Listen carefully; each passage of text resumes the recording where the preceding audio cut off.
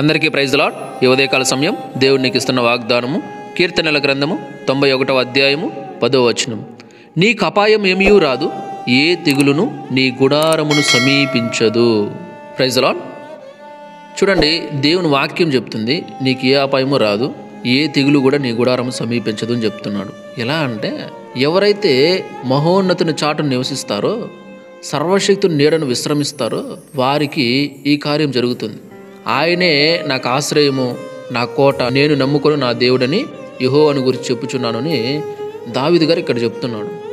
అంటే ఎవరైతే ఆయన పైన ఆనుకుంటారో, ఎవరైతే ఆయన్ని ఆశ్రయిస్తారో, అన్ని విషయాలు ఎందుకు కూడా ఆయనతో సహవాసం చేస్తారో వారి జీవితాల్లో ఖచ్చితంగా దేవుడు ఈ కార్యం చేస్తాడు.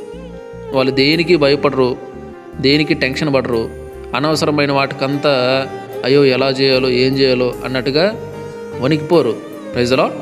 ఎందుకంటే నాకు సర్వశక్తుడైన దేవుడు ఉన్నాడు, నా తండ్రి ఉన్నాడు కదా, మరి నేనెందుకు భయపడాలి, నేనెందుకు అధైర్యపడాలి, నేనెందుకు అనవసరంగా వాటిని వీటిని చూసి భయపడాలి, ఆలోచించాలి అని వాళ్ళు ధైర్యం తెచ్చుకుంటారు.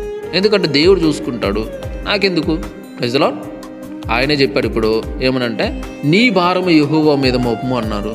కాబట్టి ఆయన పైన వేసేసిన తర్వాత ఆ భారాన్ని మళ్ళీ నా పైన ఎందుకు పెట్టుకోవాలి, నేను ఎందుకు వాటి గురించి అనవసరంగా బుర్ర చెడుచుకోవాలి అని ఆలోచిస్తారనమాట. Praise the Lord. అందుకే ఇక్కడ వాక్యం కూడా ఏం చెప్తుందంటే, నీకు అపాయం ఏమీ కూడా రాదు, ఏ తెగులు కూడా నీ గుడారము సమీపించదు అని చెప్తుందన్నమాట. కాబట్టి నువ్వు దేవునిపైన పూర్తిగా ఆనుకో, దేవునిపైన ఆధారపడు, దేవుణ్ణి నీ ఆశ్రయంగా చేసుకో, దేవుణ్ణి నీ కొండగా కోటగా ప్రైజ్ ది లార్డ్ చేసుకో. అప్పుడు నువ్వు దేని గురించి భయపడాల్సిన పని ఉండదు, టెన్షన్ పడాల్సిన పనే ఉండదు, దేని గురించి ఆలోచించాల్సిన అవసరం కూడా ఉండదు. Praise the Lord. అందుకే ఇక్కడ వాక్యం ఏం చెప్తుందంటే, ఏ అపాయము కూడా నీకు రాదు. ఎందుకంటే నువ్వు యెహోవాను ఆశ్రయించావు, ఎందుకంటే నువ్వు దేవునిపైన ఆనుకున్నావు, దేవునిపైన ఆధారపడ్డావు, ఆయన్ని నీ ఆశ్రయంగా చేసుకున్నావు. కాబట్టి ఆయన్ని దాటుకొని ఏ అపాయం నీ యొద్దకు వస్తుంది. Praise the Lord. నువ్వు ఆయనపైన ఆధారపడ్డావు కాబట్టి ఎలాంటి అపాయాలు ఒకవేళ వచ్చే స్థితి ఉన్నా కూడా ఆయన వాటిని నీ యొద్దకు కూడా రానియడు. Praise the Lord. ఏ తెగులు నీ గుడారము సమీపించదు. ఇప్పుడు నువ్వు ఆయన పైన ఆనుకున్నప్పుడు, ఆయన నమ్ముకున్నప్పుడు ఏదన్నా తెగులు వస్తుందనుకో, ఆయన ఆశ్రయించావు కాబట్టి, ఆయన రెక్కల నీడలో ఉన్నావు కాబట్టి, ఆయన రెక్కల నీడని దాటుకొని నీ యొద్దకు వచ్చే ఏ తెగులైనా ఉంటుందా? సరే, అది ఒకవేళ వస్తుంటే దేవుడు చూస్తూ సరే రా అని చెప్పి సైలెంట్గా ఉండిపోతాడా? Praise the Lord. కాబట్టి అందుకే దేవుడు చెప్తున్నాడు ఈ వాక్యం ద్వారా, ఏ తెగులు కూడా నీ గుడారము సమీపించదు, దగ్గర కూడా రాదు, రానివ్వను. ప్రైజ్ ది లార్డ్ అని చెప్తున్నాడు అనమాట. కాబట్టి ఈ సమయంలో ఈ వాక్యం వింటున్న ప్రతి ఒక్కరికి నేను చెప్తున్నా ఏమంటే, దేవుని పైన ఆనుకోండి, దేవుని ఆధారంగా చేసుకోండి, దేవుణ్ణే మీ కొండగా కోటగాను మీ ఆశ్రయ దుర్గంగాను చేసుకోండి. మనుషులపైన ఆధారపడద్దు, మనుషుల వైపు చూడొద్దు, లోకం వైపు చూడొద్దు. దేవుణ్ణి మాత్రమే నమ్మండి, ఆయన్ని మాత్రమే విశ్వసించండి, ఆయన్ని మాత్రమే మీ ఆశ్రయంగా చేసుకోండి. Praise the Lord. అప్పుడు ఏ అపాయము కూడా నీ వద్దకు రాదు, ఏ తెగులు కూడా నీ గుడారము సమీపించదు. Praise the Lord. నువ్వు ధైర్యంగా, నెమ్మదితో, సంతోషంతో, ప్రశాంతంగా ఉంటావు. ఎందుకంటే నాకేం భయం లేదు, ఎందుకంటే నాకు నా తండ్రి ఉన్నాడు అనే ధైర్యం. Praise the Lord. కాబట్టి ప్రతి ఒక్కరు కూడా ఆలోచించండి, రండి దేవుని దగ్గరికి రండి, దేవుణ్ణి ఆశ్రయంగా చేసుకోండి, ఆయన పైన ఆనుకోండి, ఆయన పైన ఆధారపడండి. దేవుడు అదే కోరుకుంటున్నాడు, నా పైన ఆధారపడండి నాన్న.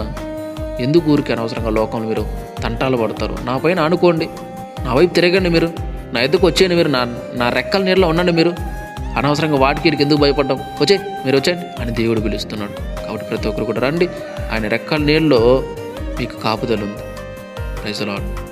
కాబట్టి ప్రతి ఒక్కరు కూడా ఆలోచించండి, రండి ప్రార్థన చేసుకుందాం. మహాపరిశుద్ధుడ, మహోన్నతుడ, సర్వాధికారి, స్తోత్రాలు, సర్వోన్నతుడ, సృష్టికర్త, ఘనమైన దేవా, లెక్కలేని కోట్లాది కృతజ్ఞతాస్తుతులు చెల్లిస్తున్నాము తండ్రి. దేవా, మీ మహాకృపను బట్టి ఈ ఉదయకాల సమయంలో మరొకసారి ఈ వాక్యం ద్వారా మాతోను మాట్లాడినందుకు స్తోత్రాలు చెల్లించుకుంటున్నాం. దేవా, ఏ అపాయం కూడా నీకు రాకుండా నేను చేస్తాను, ఏ తెగులు కూడా నీ గుడారము సమీపించదు అన్నారు. అందుని బట్టి కృతజ్ఞతలు. దేవా, మిమ్మల్నే కోటగా కొండగా ఆశ్రయంగా చేసుకుంటే, దేవా దుర్గముగా చేసుకుంటే ప్రభా ఆయన ఏ తెగులు కూడా రాదు స్వామి, ఏ అపాయం కూడా రాదు ప్రభా. వాటిని రాకుండా దేవా, వాటిని రానియకుండా మీ రెక్కల నీడలో మమ్మల్ని భద్రపరుచుకునే దేవుడు మీరు.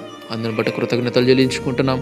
కాబట్టి ఈ సమయంలో ఎంతమంది అయితే దేవా ఈ లోకాన్ని కావచ్చు, ఈ లోక మనుషుల్ని కావచ్చు, వాళ్ళని వీళ్ళని కావచ్చు ఆశ్రయంగా చేసుకున్నారు, దుర్గాలుగా చేసుకొని వాళ్ళు నన్ను చూసుకుంటారులే, నన్ను పట్టించుకుంటారులే, నాకేదో చేస్తారని ఎంతమంది అయితే మనుషులపైన ఆధారపడుతున్నారో, ఈ లోకం పైన ఆధారపడుతున్నారు, వారందరూ కూడా నేను ప్రభా తెలుసుకోవాలి, కళ్ళు తెరవాలి. కళ్ళు తెరిచి ఏ ఒక్కరూ నాతో పాటు ఉండరు, ఏ ఒక్కరూ శాశ్వతం కాదు, నా దేవుడే నన్ను చివరి వరకు చూసుకునేది, ఆయనే నన్ను ప్రేమిస్తున్నాడు, ఆయనే సర్వం నాకు అని మీపైన ఆధారపడడానికి, మీ వైపు తిరగడానికి సహాయం చేయండి. మీ రెక్కల నీడలో నాయన ప్రభువారు నేను ఉండటానికి సహాయం చేయమని, కృప చూపెట్టమని.